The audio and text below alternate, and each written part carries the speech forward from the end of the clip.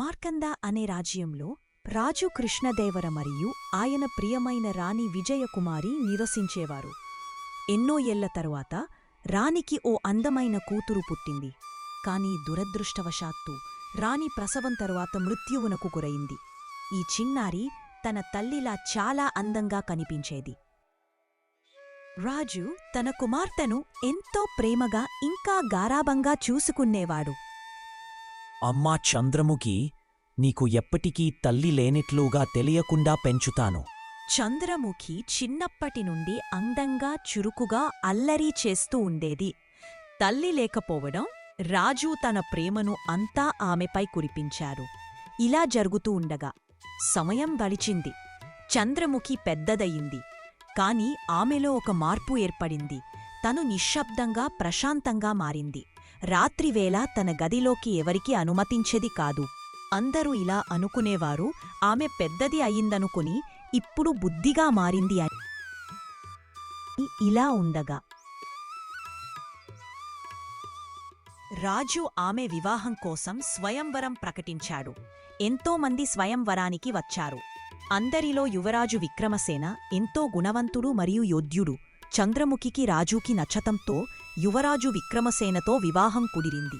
విక్రమసేన చంద్రముఖిని చూశాడు. కాని ఆమె పూర్తిగా కనపడలేదు. మనసులో బాగానే ఉందిలే, అయిన తర్వాత మనతోదే కాదా ఉండేది, అప్పుడు చుడోచులే అని అనుకున్నాడు. కాని తను చాలా నిశ్శబ్దంగా ఉండకం గమనించాడు. వివాహం జరిగింది. పుష్పమాలలు మార్చుకున్నారు. సంప్రదాయ ఉత్సవాలు జరిగాయి. యువరాజు చంద్రముఖిని తనతో తీసుకెళ్లేందుకు తనతో చిన్నపటి నుండి ఉన్న చలికతెలను చంద్రముఖితో పాటు పంపించాడు. విక్రమసేన చంద్రముఖిని తనతో పాటు తన రాజ్యానికి తీసుకెళ్లాడు.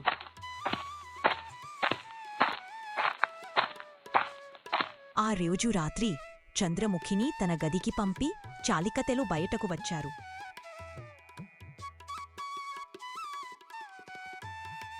కాసేపటికి చంద్రముఖి అప్పరి నుండి మాయమవుతుంది. విక్రమసేన గదిలోకి వెళ్లగానే చంద్రముఖి కనిపించలేదు. వెంటనే విక్రమసేన ఇలా అన్నాడు, ఎవరు అక్కడ? చంద్రముఖి ఎక్కడ ఉంది? ఏమైంది? ఇక్కడే ఉన్నది రాజకుమార. కాని ఒక్కసారిగా ఏమైందో మాకు తెలియదు. అంతా వింతగా ఉంది. ఈ మహల్లో ఎప్పుడూ ఇలాంటిది జరగలేదు.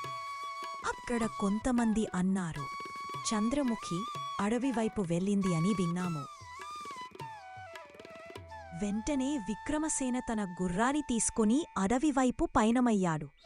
అలా వెళ్తుండగా అక్కడ ఒక ముసలి అవ్వ కనిపించింది. అవ్వా, ఇక్కడేమీ చేస్తున్నావు? నువ్వెవరు? నేను ఈ అడవిలోనే ఉంటాను బాబూ. మళ్ళీ మీరు ఈ సమయానికి ఎక్కడికి ఎందుకు వచ్చారు? దానికి విక్రమసేనుడు జరిగినంత వివరంగా చెప్పాడు. ఓ అలాగా, నాకు ఈ అడవి అంతా తెలుసు. నన్ను మీతో తీసుకెళ్ళండి, నేను మీకు సహాయం చేస్తాను.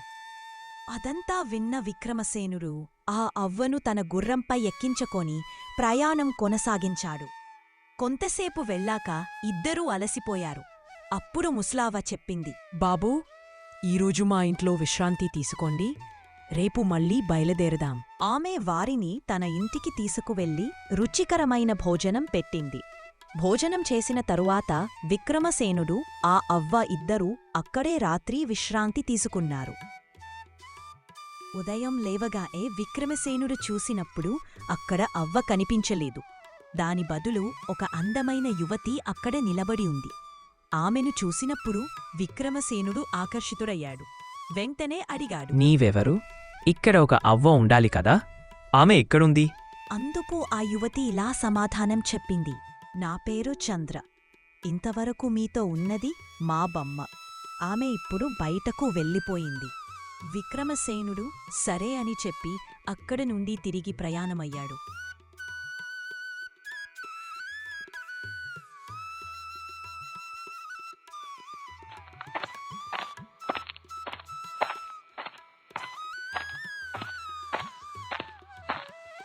కాని తన మహలుకు వెళ్ళాక కూడా చంద్రను మరచిపోలేకపోయాడు.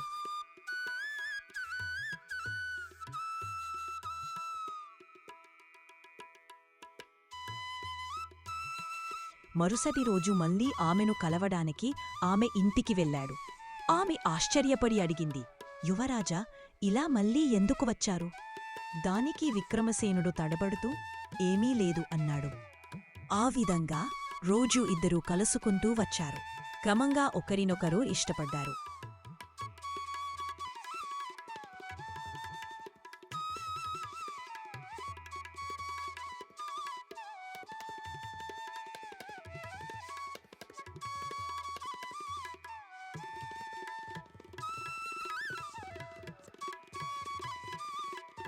విక్రమసేనుడు ఒక గుడికి తీసుకెళ్లి ఆమెతో వివాహం చేసుకున్నాడు.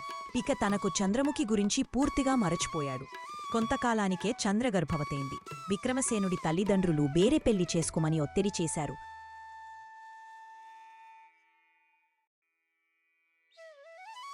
అప్పుడు విక్రమసేనుడు చంద్రను కలిసి అన్నాడు, ఇప్పుడు మనం మహలకు వెళ్ళే సమయం వచ్చింది. నిన్ను తీసుకెళ్ళి నా తల్లిదండ్రులకు పరిచయం చేస్తాను.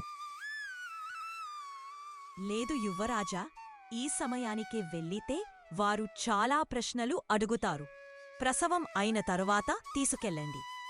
సరే అని చెప్పి విక్రమసేనుడు మహలకు వచ్చాడు.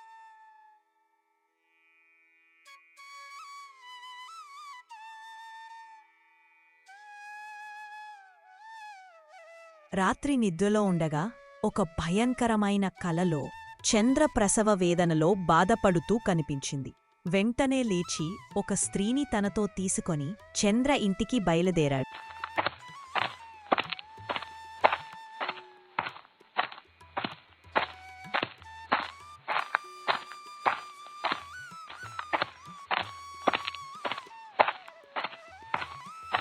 అక్కడకు చేరుకున్న వెంటనే లోపల నుండి కేకలు వినిపించాయి. విక్రమసేనుడు ఆ స్త్రీని లోపలికి పంపాడు. లోపలికి వెళ్ళగానే ఆ స్త్రీ గట్టిగా కేకేసింది. వెంటనే విక్రమసేనుడు లోపలికి పరిగెత్తి వెళ్లాడు. ఆశ్చర్యపడి చూశాడు. అక్కడ ముసలి అవ్వ ప్రసవ వేదనలో ఉంది. ఇది ఏమిటి అవ్వా? అసలు ఇలా ఎలా జరిగింది? యువరాజా, మీరు కొంచెం బయటకు వెళ్ళండి. కొద్దిసేపటిలో మీకు అన్నీ వివరిస్తాను. విక్రమసేనుడు బయటకు వెళ్ళాడు. కొంతసేపటికి బాబు పుట్టాడు. వెంటనే ఆవ ఒక యువరాణిగా మారిపోయింది. అదే నిజానికి చంద్రముఖి. ఆమెను అక్కడ చూసిన చాలికాతే ఆశ్చర్యపడి అడిగింది, యువరాణి, ఇది ఏమిటి? ఇన్ని రోజులు ఏమైపోయారు? ముసలి అవ్వలా ఎందుకు మారారు? ఆ సమయంలో విక్రమసేనుడు కూడా అక్కడికి చేరుకుని అన్నాడు, ఏంటి చంద్రముఖినా నువ్వు? చంద్రముఖి అప్పుడు నిజం వెల్లడించింది. ఒకరోజు అడవిలో ఒక మునిని పొరపాటుగా రాయితో కొట్టాను. దాంతో అతడు కోపంతో రాత్రివేళల్లో నేను ముసలి అవ్వగా మారాలని శపించాడు. ఎప్పటికైనా ప్రసవం కలిగితే ఆ సమయంలో శాపం తొలగుతుంది అని అన్నాడు. అందుకే రాత్రిపూట్ ఎవరికీ కనిపించకుండా ఉండాల్సి వచ్చింది. ఇప్పుడు ఆ సమస్య పూర్తిగా తొలగిపోయింది. నువ్వు నా భర్తే కదా, అందుకే మళ్ళీ నీతో కలిసిపోయాను. ఇక ముందు మనం ఎప్పటికీ కలిసి ఉండవచ్చు. దాంతో విక్రమసేనుడు చంద్రముఖి తమ బిడ్డను తీసుకొని మహలుకు వచ్చారు. అప్పటినుండి ఆనందంగా జీవించారు.